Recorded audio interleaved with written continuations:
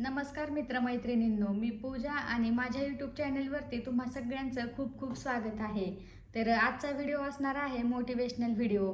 तर भरपूर दिवसापासून ना मला हा व्हिडिओ बनवायचा होता आणि मला कमेंट पण येत होत्या की ताई तू तुझे व्हिडिओ कसे बनवते, त्याचबरोबर तू तुझे व्हिडिओ कोणत्या ॲपवरून बनवते, व्हिडिओसाठी असणारं ते थंबनेल असतं ना ते कोणत्या ॲपवरून बनवते, त्याचबरोबर टायटल काय वापरते, डिस्क्रिप्शन काय लिहिते, त्याचबरोबर हॅशटॅग कोणते वापरते, व्हिडिओ अपलोड करण्याचा टायमिंग काय आहे, कोणत्या टायमिंगला तू तुझे व्हिडिओ अपलोड करते, त्याचबरोबर जर नवीन यूट्यूबर असेल आणि त्या नवीन यूट्यूबरला जर यूट्यूब अकाउंट ओपन करायचं असेल तर त्यांनी काय काळजी घ्यायला पाहिजे, त्याचबरोबर यूट्यूबचा क्रायटेरिया काय आहे, हे सगळं काही आज मी तुमच्यासोबत ह्या व्हिडिओमधून शेअर करणार आहे. आणि जे कोणी नवीन यूट्यूबर असतील ना तर त्यांच्यासाठी आजचा व्हिडिओ हा खूप स्पेशल व्हिडिओ असणार आहे. तर नवीन यूट्यूबरला ना हे अजून काहीच माहीत नसणार आहे, म्हणजे काहींना माहीत असणार आहे पण काहींना याची काहीच माहिती नसणार आहे. तर हे सगळं काही आज मी तुमच्यासोबत ह्या व्हिडिओमधून शेअर करणार आहे. आणि व्हिडिओ स्किप न करता व्हिडिओ शेवटपर्यंत नक्कीच पहा. आणि व्हिडिओ आवडला तर लाईक करा, शेअर करा आणि कमेंट करा. चॅनलवरती अजून कोणी नवीन असताल तर चॅनलला सबस्क्राईब करा. तर आता आपण व्हिडिओला सुरुवात करूया. पहिला पॉईंट असा असणार आहे की तू तुझे व्हिडिओ कसे बनवते आणि कोणत्या ॲपवरून बनवते. तर मी माझे व्हिडिओ मी कसे बनवते तर तुम्हाला माहितीच असेल, माझं यूट्यूब चॅनल आहे ना ते माझं मिनी ब्लॉगसाठी आहे, त्याचबरोबर डेली ब्लॉगसाठी आहे. म्हणजे आता माझं चॅनल काय कोणतं रेसिपीचं चॅनल नाही आहे, पण तरी पण मी एखादी रेसिपी टाकू शकते. माझं मिनी ब्लॉगसाठी आहे, डेली ब्लॉगसाठी आहे, डेली रुटीनचा आहे. तर मी माझे व्हिडिओ कसे बनवते हा आपला पहिला पॉईंट आहे. तर दिवसभरात मला जेवढं काही शूट घेता येईल, जे काही घेता येईल ते मी घेत असते. मिनी ब्लॉगसाठी म्हणता येईल किंवा लॉंग ब्लॉगसाठी म्हणता येईल. मिनी ब्लॉगसाठी पण घेत असते आणि लॉंग व्हिडिओसाठी पण घेत असते. तर सगळं काही दिवसभराचं शूट घ्यायचं आणि त्यानंतर ते संध्याकाळचं एडिट करायचं. तर ते एडिट कोणत्या ॲपवरून करते तर माझ्याकडे ना इनशॉट म्हणून हा एक ॲप आहे, तो बऱ्याच जणांना माहीत असेल. तर त्याच ॲपवरून ना मी माझे सगळे व्हिडिओ एडिट करत असते. तर आता माझ्याकडे भरपूर सारे दुसरे पण ॲप आहेत एडिटिंगचे, पण मला काय त्या ॲपवरून काही एडिटिंग करायला जमत नाही, म्हणजे मी अजूनपर्यंत कधी केलीच नाही आहे. फियन झालं, असे बरंच काही काही आहेत, ते आहेत आता माझ्या मोबाईलमध्ये. तर मला फक्त ना इनशॉट ॲपच हा जरा सोप्पा वाटतो नाही का व्हिडिओ एडिटिंगसाठी. तर संध्याकाळचे मी माझे व्हिडिओ एडिट करत असते. काही व्हिडिओला व्हॉइस ओव्हर द्यावा लागतो, तर काही व्हिडिओमध्ये मी डायरेक्टली बोलत असते. तर बघा, सांगायचं झालंच तर मी माझे व्हिडिओ इनशॉट ॲपवरून एडिट करते आणि कसे बनवते तर दिवसभराचं सगळं काही मी शूट घेत असते. तर त्यानंतर दुसरा पॉईंट असा आहे की तू कोणता माईक वापरते किंवा कोणतं ट्रायपॉड वापरते. तर बघा, मी अजूनपर्यंत ना कसल्याच प्रकारचा माईक पण वापरलेला नाही आहे आणि कोणत्याच प्रकारचं ट्रायपॉड पण वापरलेलं नाही आहे. मला सांगायचं झालं तर फक्त ना तुम्ही जे शूट घेताय ना त्यासाठी तुमच्याकडे कॅमेराची क्वालिटी चांगली पाहिजे, क्लिअरिटी. तर तुमचा मोबाईल पण चांगला पाहिजे, असं नाही की जास्तच भारीतला पाहिजे, आयफोनच पाहिजे, असंच पाहिजे, तसं काहीच नाही. फक्त तुमच्या कॅमेऱ्याची क्लिअरिटी चांगली पाहिजे. तर आता बघा, माझ्याकडे सध्या तर आयफोन 13 आहे आणि त्याची क्लिअरिटी पण चांगली आहे नाही का कॅमेऱ्याची. त्यामुळे माझे व्हिडिओ पण जर आपण पोस्ट केले तर ते पुढच्या व्यक्तीला पण पाहू वाटतात. आणि जर समजा तुमच्याकडे जर तुमच्या कॅमेऱ्याचीच क्लिअरिटी चांगली नसेल तर ते व्हिडिओ मग पुढच्या व्यक्तीला पाहू पण वाटत नाही. ते जर तुम्ही शूट घेतलं, सगळं ते ब्लर दिसत असणार कॅमेऱ्यामध्ये, सगळं असं काळं काळं दिसत असणार, जे क्लिअरच दिसत असणार, तर ते व्हिडिओ काय पुढच्या व्यक्तीला ते पाहू वाटत नाही, ऑडियन्सला. तर पहिली गोष्ट म्हणजे तुमच्या कॅमेऱ्याची क्लिअरिटी पण चांगलीच पाहिजे तुम्हाला जर आता चॅनल ओपन करायचंच आहे म्हटलं तर.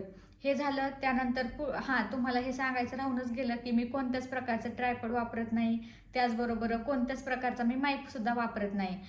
पण जर आता आपल्याला समजा मिनी ब्लॉग तर तुम्ही माझे पाहतच असतील, मिनी ब्लॉगसाठी जर व्हॉइस ओव्हर द्यायचा असेल ना तर तो व्हॉइस ओव्हर पण आपला चांगलंच देता आलं पाहिजे. म्हणजे तुम्ही त्या कॉन्फिडन्सने बोललं पाहिजे त्या व्हॉइस ओव्हरमध्ये. आता काही वेळेस काही जण काय करतात, ते स्क्रिप्ट पहिली लिहून घेतात. आता पहिलं मी पण आधी पण तेच केलेलं आहे. ज्यावेळेस नवीन मी यूट्यूब चॅनल ओपन केलं होतं ना त्यावेळेस पण मी सेम असंच केलं होतं. जेव्हा मला मिनी ब्लॉग बनवायचा होता ना, मी शूट तर घ्यायचे, पण त्यामध्ये बोलायचं काय हे मला ना, जेव्हा मी व्हिडिओ एडिट करायला घ्यायचे आणि जेव्हा माईक चालू करायचे ना त्यावेळेस मला काहीच येत नव्हतं. म्हणजे आता काय बोलायचं एवढं पटपट नाही का. त्यामुळे काय करायचं, एक स्क्रिप्ट लिहून ठेवायची एक वहीवरती आणि मग ते जे आपण लिहू ना ते मग वाचून फक्त बोलायचं माईकमध्ये. त्या ॲपमध्ये असतो ऑप्शन माईकचा, तर तसंच मी पण करायचे, स्क्रिप्ट लिहायचे आणि त्यानंतर माझे मिनी ब्लॉग बनवत असायचे. तर आता समजा आता तुम्हाला तर मी सांगितलंच की मी कोणत्याच प्रकारचं ट्रायपॉड वापरत नाही.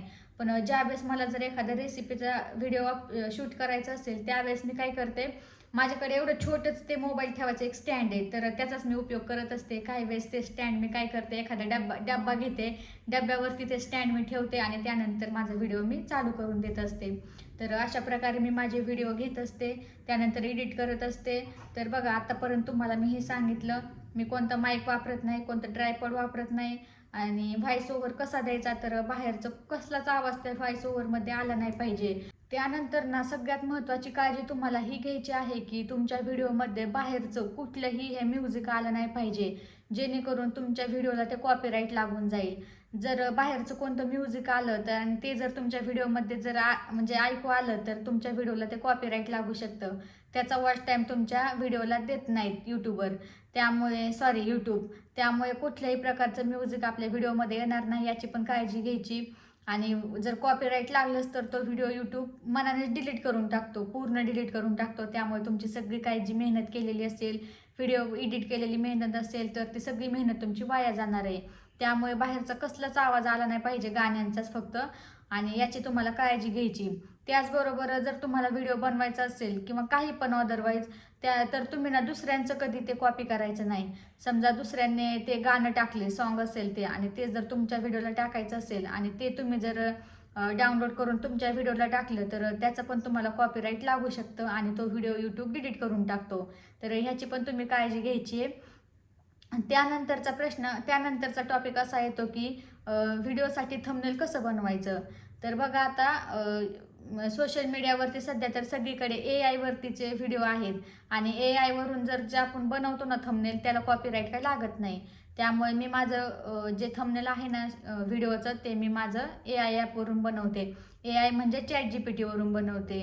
त्याचबरोबर कधी कधी जेमिनीवरून पण बनवते आणि अगदी आपल्याला पाहिजे तसं ते थंबनेल आपल्याला तिथून भेटून जातं.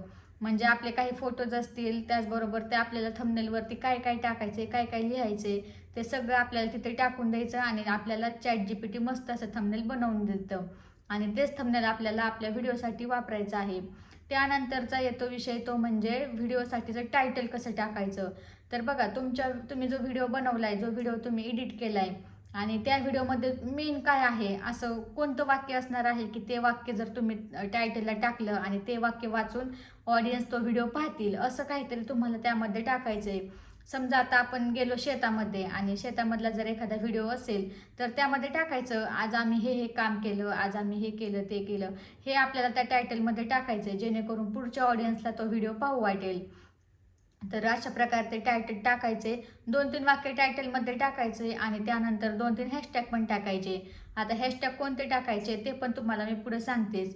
तर आपण जे टायटल टाकलेलं आहे ना, ते टायटल आपल्याला डिस्क्रिप्शनमध्ये पण टाकायचं असतं. तर मग त्या डिस्क्रिप्शनच्या बॉक्समध्ये तुम्हाला टायटल टाकायचं आहे. एकतर तुमचा जर चॅनल हा मराठीमध्ये असेल तर टाकायचं आहे मराठी व्लॉग, हे हॅशटॅग टाकायचं आहे. त्याचबरोबर व्हायरल व्हिडिओ हे एक टाकायचं आहे. त्याचबरोबर यूट्यूब, YT शॉर्ट, असे 4-5 हॅशटॅग तुम्हाला त्यामध्ये टाकून द्यायचे आहेत. हे तर झालं टायटलचं, त्याचबरोबर डिस्क्रिप्शनचं पण झालं, हॅशटॅगचं पण झालं. आता तुमचा व्हिडिओ तुम्ही अपलोड कधी करणार, हा पण एक टाईम तुमचा फिक्स पाहिजे. काही जण संध्याकाळचा करतात, काही जण सकाळचा करतात, काही जण दुपारचा करतात. तर सगळ्यात अगोदर ना तुम्हाला तुमच्या व्हिडिओचा एक टायमिंग फिक्स करायचा आहे. मिनी ब्लॉग असेल, लॉंग व्हिडिओ असेल, कोणता पण व्हिडिओ असेल, तर त्या व्हिडिओसाठी ना तुम्हाला तुमचा एक टायमिंग फिक्स करायचा आहे. त्याच टायमिंगला तुमचा रोजचा एक तरी व्हिडिओ पडला पाहिजे. तर आता मी तर माझे सकाळचेच व्हिडिओ अपलोड करत असते. सकाळचा मी 9 ते 10 या टायमिंगमध्ये मी माझे व्हिडिओ यूट्यूबवरचे अपलोड करत असते किंवा इंस्टाग्रामवरचे पण मी ह्याच टायमिंगमध्ये माझे व्हिडिओ अपलोड करत असते. तर कारण की काय होतं, सकाळचे बघतात, पण असं नाही की सकाळचे सगळ्यांनाच काम असतात. तर सकाळचे पण व्ह्यूज येतात आपल्या व्हिडिओला आणि संध्याकाळचा केला तर संध्याकाळचे पण येतात. पण मी तर शक्यतो मी सकाळचेच व्हिडिओ माझे अपलोड करत असते.